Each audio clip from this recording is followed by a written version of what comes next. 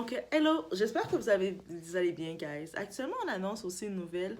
On parle d'une activiste, une influenceuse de son temps, de son époque, de l'époque, qui a marqué, qui est venue, elle est née, malgré elle, avec un lourd fardeau à porter.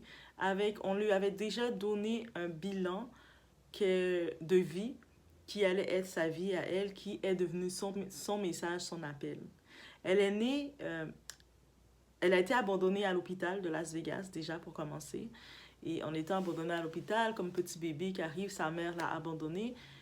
Et il y a une famille, jusqu'à ce que dans l'hôpital, ils ont trouvé une famille, c'est la famille Broadbent, qui l'ont justement pris en charge, qui l'ont adopté. Et ils sentaient que le petit bébé était un petit peu fragile, un peu malade et tout. Ils ont dû ils l'ont retourné à l'hôpital, ils ont fait des tests. Et surtout, pourquoi ils ont fait des tests? Parce que dans cet hôpital-là, il y avait une mère qui avait aussi abandonné un autre petit garçon. Donc, ils ont dit, est-ce que c'est possible que c'est la même mère? Donc, cette mère, on ne l'a pas retrouvée. Elle a, elle a juste abandonné ses enfants. Mais c'était une toxicomane, sa mère. Donc, sa mère, elle a des problèmes de dépendance et aussi, elle était malade. Donc, elle, en tant que telle, elle est donc née avec le VIH en elle, VIH-Sida en elle. Et suite à ça, ça a été son parcours de vie. Toute cette maladie-là, de l'évolution, elle est devenue l'emblème de la jeunesse, on a vu à la télé et tout, de vie.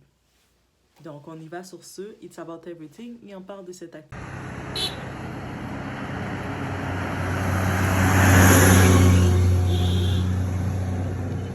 C'est bon, allez.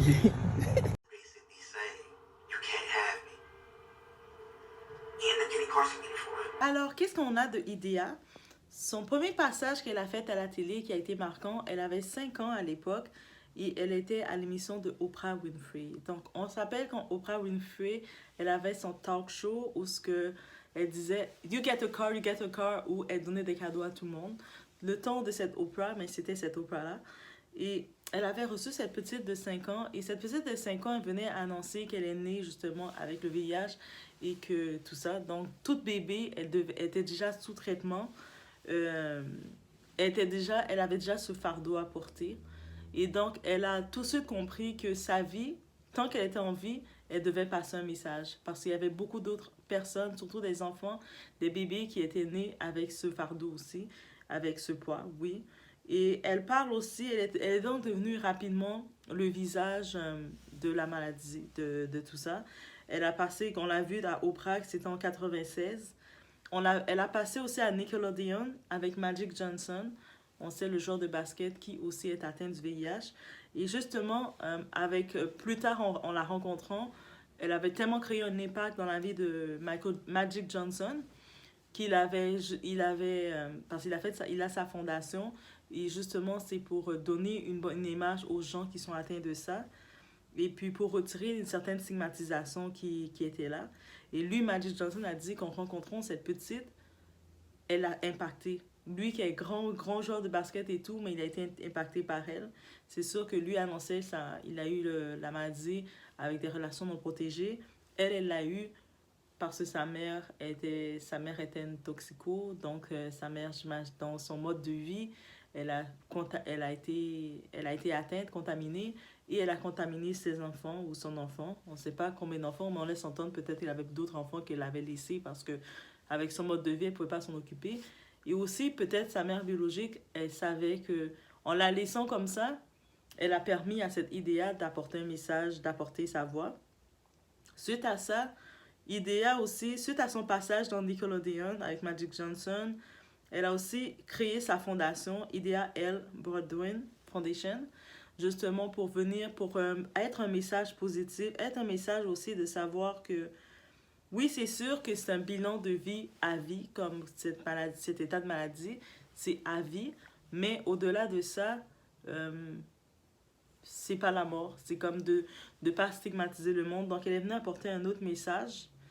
Et elle a gagné un prix Black Achievement Awards pour Jet Magazine, justement pour son activiste. Donc, quand on parle d'influenceur, elle a été un influenceur complète.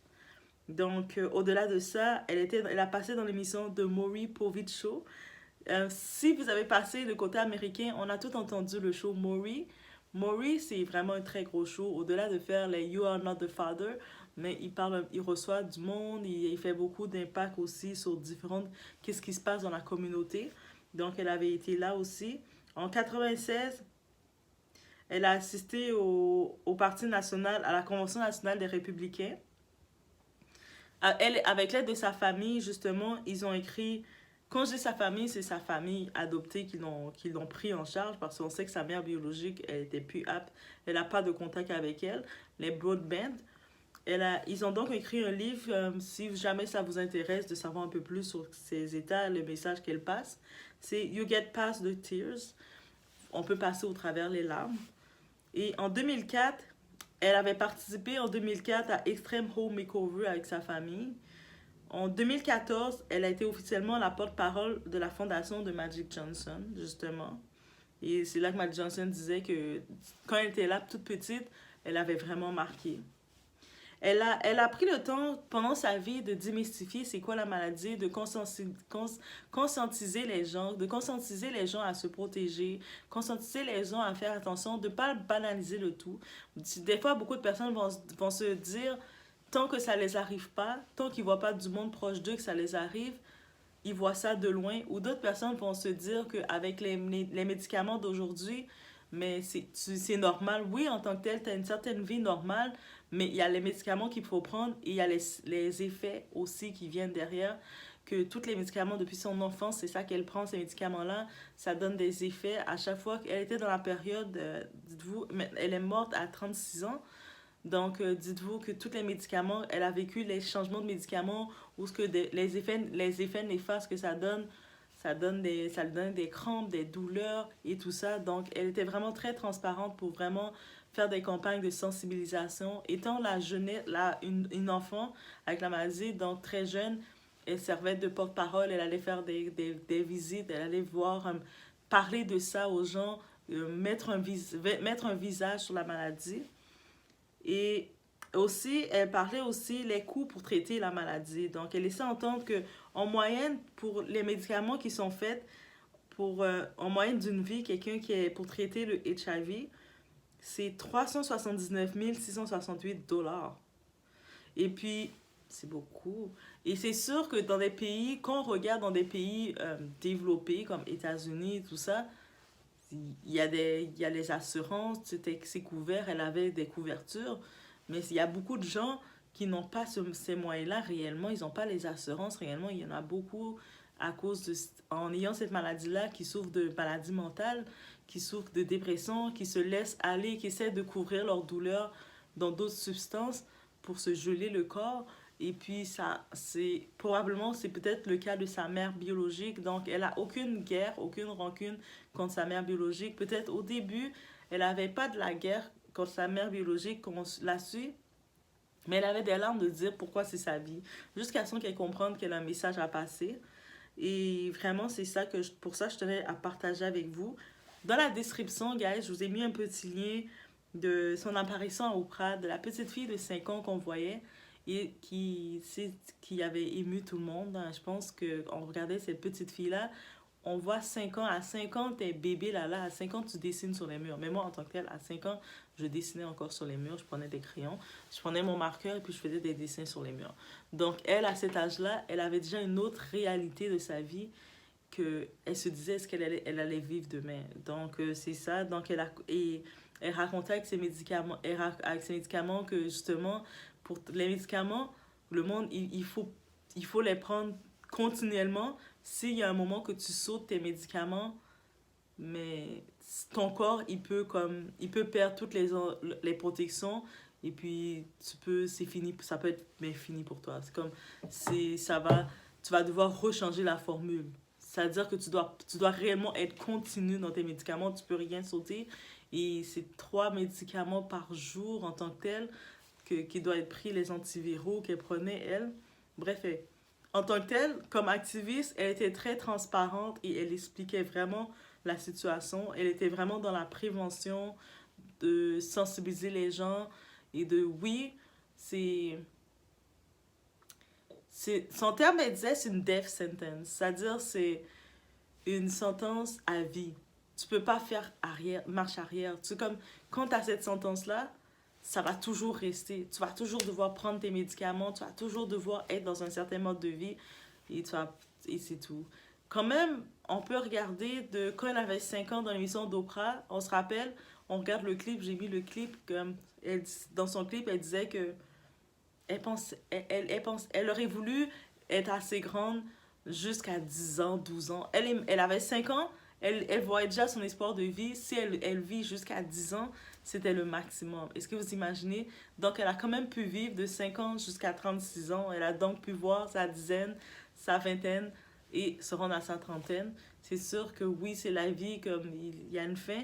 Mais je pense qu'elle a quand même fait un grand impact d'influence. Et puis oui, ça vaut la peine d'être souligné. Oui, ça vaut la peine de vous rappeler en même temps d'utiliser ce message, ce vidéo comme prévention. Donc, pour le message qu'elle a fait comme activiste, comme influenceuse, oui, on voit tout type d'influenceuses. Tout le monde, on est une influenceuse à notre façon. Mais ce type d'influenceuse activiste, des personnes qui sont venues dans leur vie amener un impact aussi fort dans leur état, je pense aussi que ça doit être souligné. Donc, elle a fait son impact, elle a fait son passage, elle a créé aussi qu'est-ce qu'elle devait créer. Donc, j'ai laissé encore dans la description tous les détails sur si vous voulez aller lire son livre, le commander. Et j'imagine, juste vous laisser savoir si jamais vous allez commander son livre, ça va aller aussi, les fonds vont aller dans sa fondation. Parce que sa fondation, ça vient aussi en aide directe à des enfants qui sont nés, qui ont été infectés dès la naissance, dès le ventre de la maman. Donc, ou qui ont été infectés. Les petits bébés, là, les enfants qui ont été infectés, la fondation vient en aide à eux et vient en aide pour les donner une vie normale. C'est sûr, en 2024, c'est plus comme j'imagine dans les années 90 où c'est encore plus stigmatisé, mais c'est encore le stigma est encore là, la douleur est encore là, et puis l'étape des médicaments, l'étape que beaucoup se retrouvent dépressifs, se retrouvent à vivre avec d'autres maladies, d'autres dépendances, parce qu'avec le coût des médicaments, oui, certains pays c'est couvert, mais est-ce que c'est dans tous les pays qu'il y a les couvertures qui vont te couvrir une partie des médicaments, parce que c'est beaucoup d'argent, hein?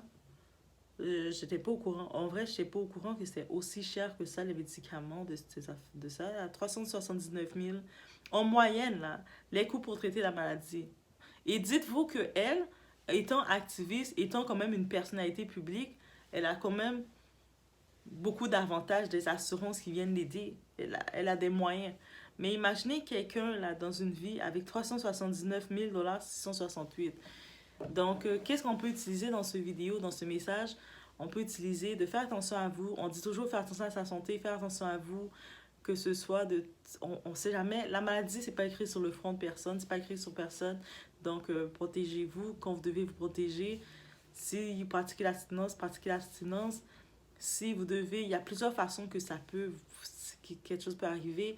Donc, si les gens, par exemple, qui consomment des produits illicites, je sais que vous êtes déjà dans un monde compliqué, difficile. Qu'est-ce qu'on peut ajouter? C'est peut-être de... Ne partagez pas vos trucs avec d'autres personnes. Gardez-le pour vous seulement. Gardez vos trucs pour vous seulement. Parce que vous ne savez pas l'autre personne à qui vous allez partager, c'est quoi qu'il peut avoir. Donc, je sais, il y a certains endroits, j'avais vu comme Amsterdam, ils ont des petites patrouilles qui font les tests. Ils faisaient ça beaucoup. Je sais pas pour d'autres endroits, je pense que d'autres villes le font aussi. Ils essaient de sensibiliser les gens à la rue directement parce qu'ils sont très vulnérables. Quelqu'un, que ce soit les gens, les jeunes, les personnes en situation de précarité, les gens peut-être même sans papier qui se retrouvent à la rue aussi, qui peuvent devenir des personnes très vulnérables, qui peuvent se faire prendre. À la rue, tu es vulnérable. Donc, si je peux penser à quelqu'un qui arrive sans papier dans une autre grande ville. Vous savez, il y a l'histoire de migration et tout, qui peut arriver comme ça dans une grande ville qui n'a aucune ressource et qui se retrouve qui se retrouve vulnérable déjà, qui doit chercher un toit pour dormir et tout, et qui peut tomber sur quelqu'un qui est peut-être déjà contaminé, toi tu ne sais pas, et toi tu n'as même pas ça en tête, tout ce que tu as en tête c'est de pouvoir manger, de pouvoir trouver un endroit pour manger, dormir, te laver, et donc tu ne penses pas à tout ça, mais faites attention à vous. Peu importe votre situation, il y a toujours des ressources. et puis faites attention à vous. Donc j'en profitais pour dire ça, c'est le message d'une influenceuse qu'on a eu je pense qu'elle a fait son appel, elle a fait l'appel qu'elle devait faire. Et vous le savez, ici, chez la Doua, on essaie de regarder, de souligner différents aspects de la vie que peut-être on n'aurait pas porté attention. Mais en fin de compte, oui, on doit porter attention parce que ce n'est pas que positif, ce n'est pas pour nous faire réfléchir, ce n'est pas qui peut changer une vie. Je vous laisse sur ce, on se voit aux prochaines vidéos.